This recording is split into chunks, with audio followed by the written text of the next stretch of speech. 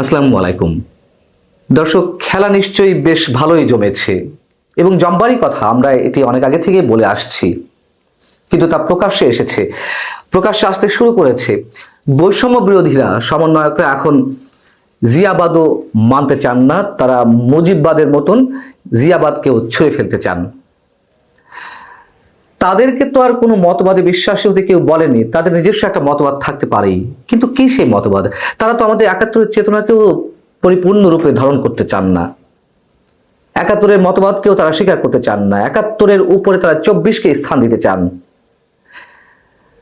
জাতীয় নাগরিক কমিটির আহ্বায়ক, যেটি বৈষম্য বিরোধী ছাত্র আন্দোলনের মধ্য দিয়ে গড়ে উঠেছে, তার আহ্বায়ক নাসিরউদ্দিন পাটোয়ারী যে কথাগুলো বলেছেন সেটি একটু খুব ছোট করে আপনাদেরকে জানিয়ে দিয়ে আগে। তিনি বলছেন বুধবার একটি অনুষ্ঠানে, তিনি বলছেন রাজনৈতিক দলগুলোর মধ্যে আদর্শিক বিভাজন চায় না, দেশে সবার উপরে জনগণ থাকবে, জিয়াবাদ বা মুজিববাদও আর চায় না। তিনি বলছেন যে এদেশে বিভাজনের রাজনীতি চলবে না, দেশের যে কোনো বিষয়ে জনগণ সিদ্ধান্ত নেবে। বর্তমানে জিওপলিটিক্যাল অবস্থানের কারণে দিন দিন নতুন সংকট সামনে আসবে, একসাথে সেই সংকট মোকাবেলা করতে হবে। তার মানে কি, তারা সবকিছু বাদ দিয়ে তারা তাদের পতাকা তলে সবাইকে ঐক্যবদ্ধ হতে বলছে? আচ্ছা, বুঝলাম যে তারা মুজিববাদে ছুঁড়ে ফেলতে চেয়েছে, মুজিববাদী সংবিধানের কবর রচনা করতে চেয়েছে। 5 আগস্ট গণঅভ্যুত্থানের মধ্য দিয়ে তারা স্বৈরাচার বিরুদ্ধে আন্দোলন করেছে, শেখ হাসিনার পতন ঘটিয়েছে। সেই জায়গা থেকে বঙ্গবন্ধুকে তারা নানান ধরনের আখ্যা দিয়ে তারা সেগুলো ছুঁড়ে ফেলতে চেয়েছে, বঙ্গবন্ধুর ছবি নামিয়ে ফেলছে। কিন্তু এখন জিয়াবাদ, তার মানে কি, যে কথাগুলি এতদিন আমরা বলে আসছি যে -2 ফর্মুলা বাস্তবায়ন চলছে, বাস্তবায়নের প্রক্রিয়া চলছে, সরকারের পৃষ্ঠপোষকতাতে তারা সেই পথেই যাচ্ছে বা সেটাই বাস্তবায়ন করবে যে কোনো মূল্যে। আচ্ছা, তিনি যে বলেছেন যে রাজনৈতিক দলগুলোর মধ্যে আদর্শিক বিভাজন চায় না, দেশে সবার উপরে জনগণ থাকবে, জনগণ তো সবার উপরেই, জনগণের কথাই সবাই বলে, কিন্তু আদর্শিক বিভাজন থাকবে না, এটি কেমন কথা? পৃথিবীর কোন দেশে আদর্শিক বিভাজন নেই? রাজনৈতিক দল করতে গেলে তো অবশ্যই কোনো না কোনো আদর্শকে সামনে রেখে করতে হবে, হয় লেনিনবাদ, মার্ক্সবাদ, মুজিববাদ, জিয়াবাদ, নেহরুবাদ কিংবা গান্ধীবাদ, থাকবে তো কিছু একটা। এটা কোন ধরনের কথাবার্তা আমি ঠিক বুঝতে পারছি না, তাদের রাজনৈতিক বিচক্ষণতা যে কোন লেভেলে এটি এইসব কথাবার্তার মধ্যে থেকে আমরা বুঝতে পারি। আর তারা প্রমাণ করতে চাইছে যে জনগণ তাদের সঙ্গে, জনগণ যে সবার সঙ্গে বা যার যার সঙ্গে, এটি তো সবাই বলে আসে।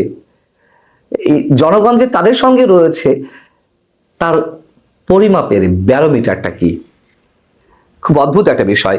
আবার এদিকে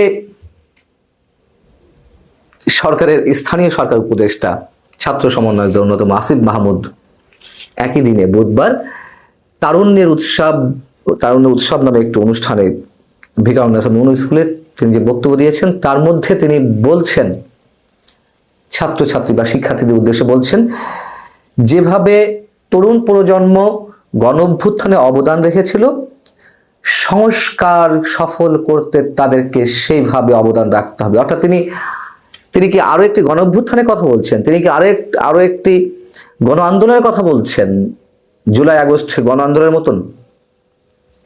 এত সহজ? মানুষ বারবার আপনাদের কথায় প্রাণ দেবে, রক্ত দেবে? মানুষ ঠকেছে তো। যা বলতে চেয়েছিলেন এখন এসে সব নিজেদের মতো করে পাওয়ার চেষ্টা করছেন। সমন্বয়করাই সব, আর কেউ কিছু নয়। সমন্বয়কদের যে দল আসতে যাচ্ছে রাষ্ট্রীয় পৃষ্ঠপোষকতায়, সেটিই সব, এর বাইরে আর সব মিথ্যে। এর বাইরে আর কেউ কিছু বললে সেটি বিভাজনের আখ্যা দেওয়া হচ্ছে। সংস্কারের নাম করে একটি পক্ষ তারা নিয়েছে সরকারে থাকা অবস্থায়। এটা তো কোনো অবস্থাতেই পারে না। বিএনপি বলেছে যে সংস্কারের পক্ষে যদি কথা বলতে হয় বা যে কোনো পক্ষে যদি কথা বলতে হয়, তাহলে সরকারের উপদেষ্টা পদ ছেড়ে আপনারা কথা বলুন। তারা সরকারে থেকে সব রাজনৈতিক দলগুলোর বিরুদ্ধে কথা বলবে, যে কোনো একটা পক্ষ নিয়ে তারা এটাই করতে হবে, নইলে সব জনগণের বিরুদ্ধে চলে যাচ্ছে। এই যে স্বৈরতান্ত্রিক মানসিকতার পরিচয় আমরা একের পর এক পাচ্ছি। তারা যে শেখ হাসিনাকে ফ্যাসিবাদী বলে, যদি হয়েই থাকেন শেখ হাসিনা ফ্যাসিবাদী, তাদের সাথে কোনো পার্থক্য নেই, ন্যূনতম কোনো পার্থক্য নেই, বরং তার চেয়ে ভয়ঙ্কর চেহারা আমরা দেখছি এখন তাদের মাঝে। আর আন্দোলনের কথা বলছিলাম, তারা যে আন্দোলনে ইঙ্গিত দিচ্ছে, এত সহজ না তো। গণ অভ্যুত্থানে বা গণ আন্দোলনে, জুলাই আগস্ট আন্দোলনে হাসিনা বিরোধী, আওয়ামী লীগ সরকার বিরোধী সব রাজনৈতিক দলের একটা ঐক্যতানের মধ্য দিয়ে এই আন্দোলন সফল হয়েছে।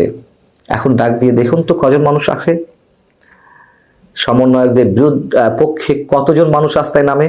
তার প্রমাণ তো আমরা এরই মধ্যে পেয়েছি। তাদের অনেক কর্মসূচিতে আগে ডাক দিলে 20, 25, 30, 40 হাজার মানুষ জড়ো হয়ে যেত 1 ঘন্টা নোটিশে। এখন তাদের সমাবেশগুলোতে কজন মানুষ হয় আমরা জানি না। এত সহজ নয়। মানুষ আর এত সহজে কাউকে বিশ্বাস করতে চায় না। মানুষ বারবার ঠকেছে। এই বৈষম্য বিরোধী ছাত্র সমন্বয় যারা রয়েছেন, কথিত বৈষম্য বিরোধী, আমরা অবশ্যই কথিত শব্দটাই ব্যবহার করতে চাই। এখন বৈষম্য বিরোধিতার নামে নিজেরাই যে বিভিন্ন জায়গায় বৈষম্যের সৃষ্টি করছে প্রকারভাবে, স্পষ্টভাবে, তাতে মানুষ প্রতারণার শিকার হয়েছে। এই জন্য আর এত সহজে ডাক দিলে মানুষকে পাওয়া যাচ্ছে না, মানুষ যাবেও না, আন্দোলন এত সহজে গড়ে উঠবে না। যা মনে করছেন তা একেবারেই ভুল। এবং মির্জা ফখরুল ইসলাম আলমগীর সরকার উদ্দেশ্যে একটি কথা বলে দিয়েছেন, নির্বাচন নিয়ে যত বেশি টালবাহানা হবে, মানুষের রোষানলে পড়তে হতে পারে বৈষম্য বিরোধীদের কিংবা সরকারে যারা রয়েছেন তাদেরকে। এই যে কথাবার্তাগুলো বলা হচ্ছে, নাসিরউদ্দিন পাটোয়ারি আরো একটি কথা বলেছেন যে বর্তমানে জিওপলিটিক্যাল অবস্থানের কারণে দিন দিন নতুন সংকট সামনে আসবে, খুব স্বাভাবিক। এই ধরনের খেলা যত চলবে তত ষড়যন্ত্রকারীরা, দেশে বিদেশি ষড়যন্ত্রকারীরা আরো বেশি করে খেলার সুযোগ পাবে। এটা তো খুব সহজ কথা। এটা বুঝতে গেলে আর রকেট সায়েন্স বোঝার প্রয়োজন নেই।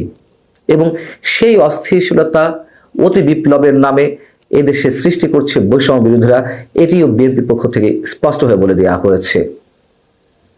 আওয়ামী লীগে নিষিদ্ধ চান, বিএনপিকে নিষিদ্ধ হয়তো মুখে বলতে পারছে না, কিন্তু জিয়াবাদ ছুঁড়ে ফেলতে চায়। এসবের মধ্য দিয়ে কোন পথে তারা এগোতে চাইছে এটি আমাদের কাছে একেবারেই স্পষ্ট। আর কোনো রাগঢাক করার কোনো কারণ নেই। কিন্তু এত সহজ নয় সবকিছু। এত সহজ ভাবাটা একেবারেই বোকামি, একেবারে। আল্লাহ হাফেজ, ভালো থাকুন।